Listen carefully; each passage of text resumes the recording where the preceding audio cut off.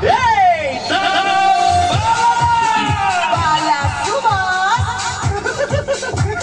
Ginabahan bigla. Balahura! Natakot yung tawa ko.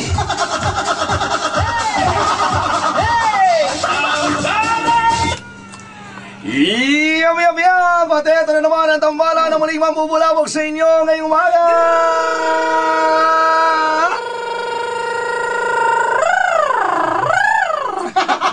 Grabations na maximum levelations sa mabubulaw sa maga. Ito po ang tambalan na pilit ginagaya pero hindi makuha ang tipla. Yun! Ang tambalan ng isang balasubas. At ang isang balahura! Na binuwisang sugang si Chris Chuper!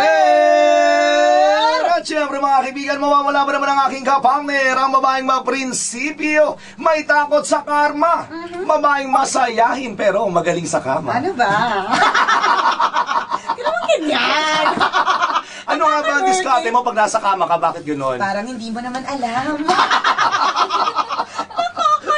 Hindi totoo yun mga kaibigan, pag nakatabi nyo sa kama si Nicole yan, o makatabi nyo matulog, Talagang mag-e-enjoy ka. Kasi may kita mo na sumisipa siya, nagwawala. Paano pang sinasapiyan sa panaginip niya? Magulo ka ba matulog? Oo. O hindi Hindi ka magulo kung ano yung posisyon mo. Para kung patay matulog, diba, gano'n. Diba lagi Kasi si Nicole po nananadyak talaga. Alam mo ba, pag halimbawa matutulog ako na, halimbawa nasa kama gano'n, pag-gising ko, yung ulo ko nandun, basta minsan bumabaliktad pa ako eh. Promise! Nag-exhibition ka sa kama. Exhibition is sa kama ito! Napakalergy! Ngayon alam na nila. Oo. Kanya-kanya naman tayo na estilo sa pagtulog, di ba? Ikaw tulog mantika. Kahit anong posisyon mong pagtulog, pag Ganun pa rin. yung pa rin, di ba? Kaya nga lagi namin sinasabi kapag halimbawa nakakatulog dito si Chris, bigla kami kumakanta ng ng mga malulungkot na mga kanta, tapos sinasabi namin, naging mabuti siyang tao. Kasi pero mo kami burol. Kasi ganun siya matulog. Ako magulo talaga, di ba? Kanya-kanya, di ba? Yan ang aking kapagner, si Nicole. At syempre pa, ang paalala ng tambalang balasubas at ng balahura ng mga Itachi na Memorize nila! Sabay-sabay tayo mga kabisyo. Unang dasal ka para mabuhay ka. Pangalawa magtubos ka pa rin ba? Yun!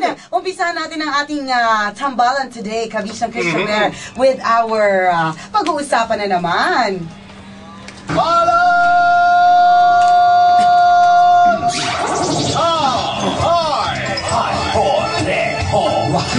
Tambalan sa 5! Top 5! Ano ang ating pag-uusapan ngayon, partner? Ang ating pag-uusapan ngayong Friday na morning na Itachiwa, top 5 na reaksyon kapag kinausap ka ng iyong crush. True lalo to lang halong ekla mo. Awin na natin, iba't iba tayo ng mga reaksyon. Iba't iba tayo ng mga pag-emote, di ba? Kapag bigla tayong kinausap na ating crush na kunyari matagal na tayong, hindi matagal na nating pangarap na makausap. Di Alam ba? mo, usually kapag ganyan, common reaction, hindi planado yung magiging reaction mo kapag kinausap ka, kaya di ba? nga, ito nga, i-discuss na natin ang ating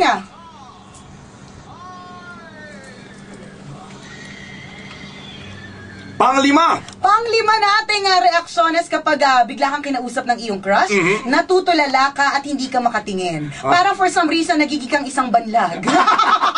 Diba? Totoo yan, ha? Totoo, diba? Kung saan ka tumitingin. Correct, diba? Parang hindi mo alam kung saan ka titingin. Parang pwede ko bang masinaga ng Great Wall of China ngayon na?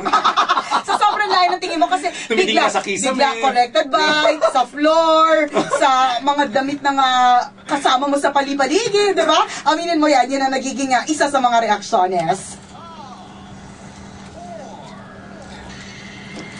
Top 4! Top 4 na reaksyones kung ikaw ay bigla kinausap ng iyong crush, bigla kang nauutal o napipipe. Ang isang madaldal na tao biglang hindi nakakapagsalita. Biglang tumikong ang bibig, nabaluktot ang dila. Alam mo ba, Chris, na kapag ka-crush ka, siguradong hindi ako makakapagsalita?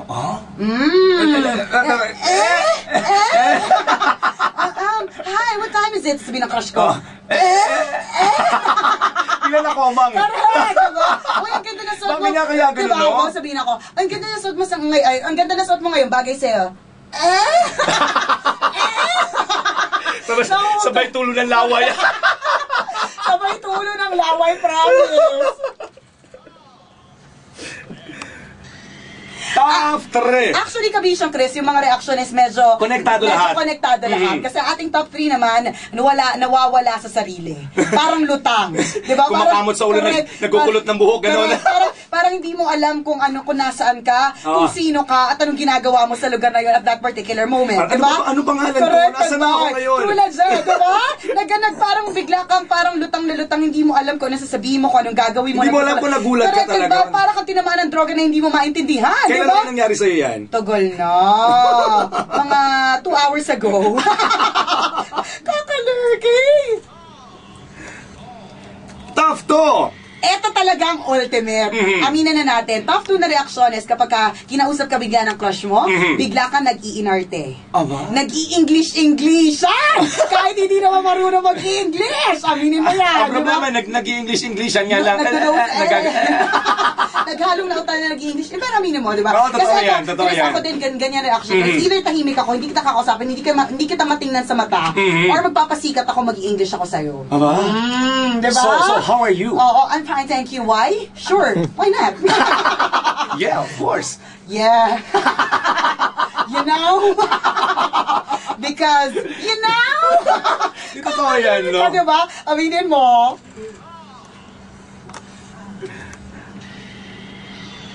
Eto, one. ang ultimate Pinakamatindi. ginagawa ng mga ibang mga kababaihan, masyadong nagpapa-virgin, nagpapa-cute, nag-e-emote. Pamahinhin effect. Akala mo kung sinong dalaga Pilipina! Pero sa totoo lang, hindi naman. Di ba? Ganun talaga kapag nasa harap ka ng crush mo, ganun ang reaction mo. Minsan ba, naranasan mo na ba na pag kinausap ka ng taong gusto mo, biglang hinat-ngat mo na lang yung daliri mo? May ganun eh. Hindi, yung paa. Daliri sa paa. Daliri ko sa paa, hinat-ngat ko sa paa ko. Hindi, usually kapag alam ba crush ko, ikaw, tatalikod ako or hindi ako magpagsalita. Or kung may sasabihin man ako, walang sense.